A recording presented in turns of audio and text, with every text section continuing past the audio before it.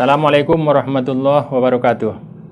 A'udzubillahi minasyaitonirrajim. Bismillahirrahmanirrahim. Alhamdulillahirabbil alamin wa bihi nasta'in ala umurid dunya waddin. Asyhadu an la ilaha illallah wahdahu la syarikalah, asyhadu anna Muhammadan abduhu wa rasuluh allazi la nabiyya ba'da. Allahumma shalli ala sayidina Muhammad wa ala alihi wa sahbihi wa sallim taslima. Subhanaka la ilma lana illa ma 'allamtana innaka antal alimul hakim. Rabbi shrah li sadri wa yassir li amri wahlul 'uqdatam min lisani yafqahu qawli. Kaum muslimin dan kaum muslimat yang dirahmati Allah, mari sama-sama kita panjatkan puji syukur kehadirat Allah Subhanahu wa taala yang memberikan kita berbagai macam nikmat.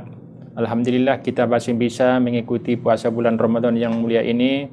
Semoga kemudian ibadah puasa yang kita lakukan dapat mengantarkan kita menjadi orang-orang yang bertakwa di sisi Allah Subhanahu wa taala. Dan bagaimana ibadah yang kita lakukan juga adalah bisa mengantarkan kita ke surga dengan ridha Allah Subhanahu wa taala.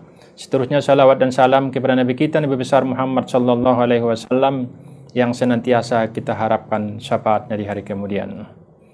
Hadirin wal hadirat rahimakumullah. Judul materi yang akan saya sampaikan adalah tentang 4 kelompok manusia yang dirindukan oleh surga. Pada dasarnya seluruh kita umat manusia ini adalah mengimpikan dan menginginkan agar mendapatkan tempat yang paling terbaik di surga Allah Subhanahu wa taala. Dalam hal ini Rasulullah sallallahu alaihi wasallam memberikan garansi ada 4 kelompok manusia yang dirindukan oleh surga. Berdasarkan sabda Rasulullah sallallahu alaihi wasallam yang diriwayatkan oleh Imam At-Tirmizi dan juga ada riwayat Abu Daud, al-jannatu mustaqqatun ila arba'ati nafar. Ada 4 golongan kelompok manusia yang dirindukan oleh surga, dan semoga kita termasuk di dalamnya. Yang pertama adalah talil Quran, orang yang banyak berinteraksi dengan Al-Quran. Apalagi di bulan Ramadan seperti ini bahwa pahala amal ibadah dilipat gandakan, apakah itu ibadah yang sunnah maupun ibadah yang wajib. Sehingga momentum yang sangat tepat bagi kita untuk banyak berinteraksi dengan Al-Quran, maupun dengan cara membacanya, memahami ayatnya, mentadabburinya, sehingga dengan demikian bisa membuat perubahan terhadap diri kita. Dari segi membacanya saja, kalau kita perhatikan sabda Rasulullah sallallahu alaihi wasallam tentang keutamaan membaca Al-Quran. Man qara'a harfan min kitabillah falahu bihi hasanah wal hasanatu bi asyri amsalihha wa la aqulu alif lam mim harfun walakin alifun harfun wa lamun harfun wa mimun harfun, rawahu Tirmizi. Kata Rasulullah sallallahu alaihi wasallam, siapa yang membaca 1 huruf saja dari ayat Al-Quran, dia mendapat 1 pahala. Wal hasanatu bi asyri amsalihha, setiap 1 pahala berlipat ganda menjadi 10. Dan kata beliau, alif lam mim bukan 1 huruf, akan tetapi alif 1 huruf, lam dan 1 huruf, dan mim 1 huruf. Lalu bagaimana kalau misalnya kita membaca sampai beberapa ayat, bukan hanya beberapa huruf, atau terdiri dari beberapa halaman di bulan Ramadan ini, tentu adalah pahala kita sangat berlipat ganda. Apalagi pula bahwa Al-Quran sebenarnya adalah juga diturunkan di bulan Ramadan, sehingga Al-Quran ini bisa menjadi panduan hidup bagi kita. Lalu kemudian di sisi lain juga, apa kata Rasulullah sallallahu alaihi wasallam, man qara'al Qur'ana wa amila bihi ulbisa walidahu tajan yaumal qiyamah. Siapa yang membaca Al-Quran lalu kemudian ia mampu mengamalkannya, maka nanti kedua orang tuanya akan dipakaikan mahkota pada hari kiamat, yang mahkota itu adalah lebih indah dari cahaya matahari di dunia. Lalu kemudian kata Rasulullah sallallahu alaihi wasallam, "Fama zannukum billazi amila bihadza?" Rawahu Abu Daud. Lalu bagaimana pendapat kalian terhadap orang yang membaca dan menghafal Al-Quran itu, sedangkan orang tuanya saja sudah dipakaikan mahkota nanti di akhirat. Lalu kemudian begitu juga ada di hadis yang lain, bahwa kata Rasulullah sallallahu alaihi wasallam, "Alladzi yaqra'ul Qur'an wa huwa mahirun bih." Orang yang membaca Al-Quran kemudian mahir membacanya, bahwa ma'kiramil bararah, maka dia nanti akan bersama malaikat kiramil bararah di akhirat. Lalu kemudian apabila cara membacanya sulit bagi dia, wa yata'ta fihi wa syakkun alaih falahu ajron, apabila ia membaca Al-Quran itu kesulitan dan membacanya dengan terbata-bata, itu pun mendapatkan pahala. kata Rasulullah SAW, yaitu mendapatkan 2 pahala. Sehingga dengan demikian bahwa memang keutamaan Al-Quran sangat penting sehingga pantas dirindukan oleh surga. Itu yang pertama. Dan yang kedua adalah disebut dengan hafizul lisan. Orang-orang yang dirindukan surga yang kedua adalah orang yang bisa mengontrol lidah. Lidah itu adalah merupakan suatu bagian dari bagian diri kita yang tidak bertulang. Bisa dipergunakan kepada yang baik dan bisa dipergunakan kepada yang buruk. Oleh sebab yang demikian bahwa sampai dikatakan oleh Rasulullah sallallahu alaihi wasallam bahwa orang yang paling dibenci oleh Allah adalah al-aladul al-khasm, yaitu adalah orang-orang yang keras kepala dalam berdialog ataupun dalam berdiskusi. Orang-orang yang tidak mau mengalah, yaitu adalah mempergunakan lidahnya kepada hal-hal yang tidak baik.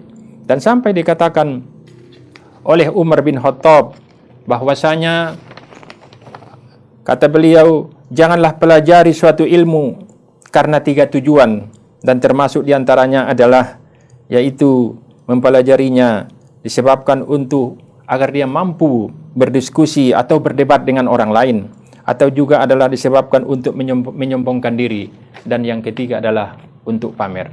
Sehingga dengan demikian bahwa memang lidah itu sangat besar pengaruhnya, sehingga apabila kita tidak pergunakan kepada jalan yang baik, maka akan dimurkai oleh Allah Subhanahu wa ta'ala.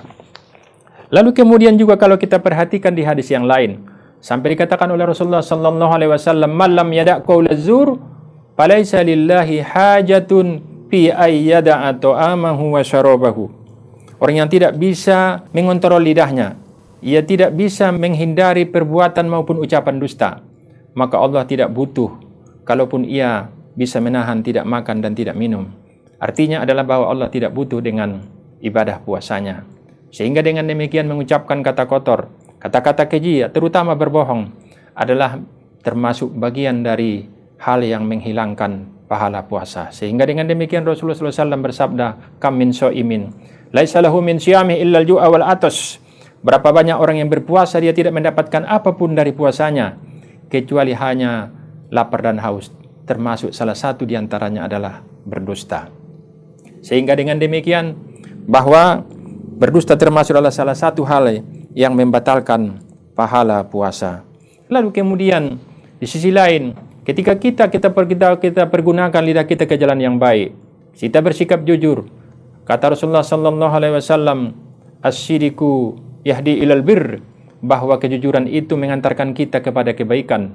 Wal bir yahdi ilal jannah, dan kebaikan itu mengantarkan kita menjadi masuk surga.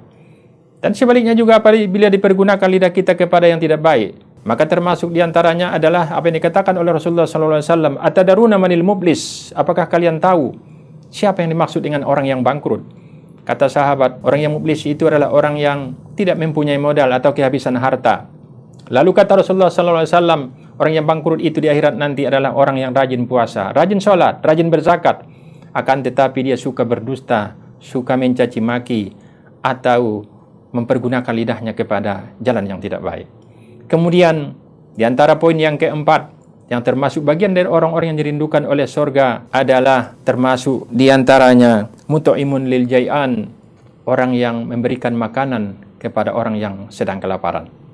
Di salah satu hadis Rasulullah SAW pernah disebutkan, ada seorang wanita pelacur, lalu kemudian dia melihat seekor anjing. Terus kemudian dia kasihan melihat anjing tersebut, kemudian dia memberikan minuman kepada anjing itu sehingga anjing itu pun selamat. Lalu kemudian kata Rasulullah SAW, dosanya diampuni. Lalu kemudian yang terakhir di antara orang yang dirindukan oleh surga adalah as-shaimina fi syahri Ramadan, orang yang aktif melakukan ibadah puasa di bulan Ramadan, sehingga tidak semudah itu membatalkan ibadah puasa kecuali karena uzur ataupun karena sakit ataupun musafir. Apa kata Rasulullah sallallahu alaihi wasallam, bahwa orang-orang yang membatalkan ibadah puasanya min ghairi rukhsatin wala marad, bukan karena ada rukhsah keringanan, bukan pula karena sakit. Lam yaqdi anhu saumud dahri kullahu wa in saumahu, sekiranya ia qada 1 tahun pun masih lebih baik ibadah 1 hari di bulan Ramadan tersebut. Tapi memang bahwa ibadah puasa itulah harus dilakukan dengan sebaik-baiknya. Ibadah puasa itu harus berkualitas, tidak seperti puasa anak-anak misalnya, hanya sekedar menahan lapar dan haus. Tapi juga apa yang dikatakan oleh Rasulullah sallallahu alaihi wasallam, kullu amali ibnu adam lahu illa saum fa innahu li wa ana ajazibih.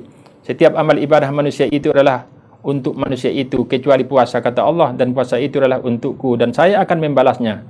Karena dia meninggalkan, menahan tidak makan dan tidak minum, dan juga kata Rasulullah adalah mengendalikan syahwat, dan juga dalam hadis kudusi.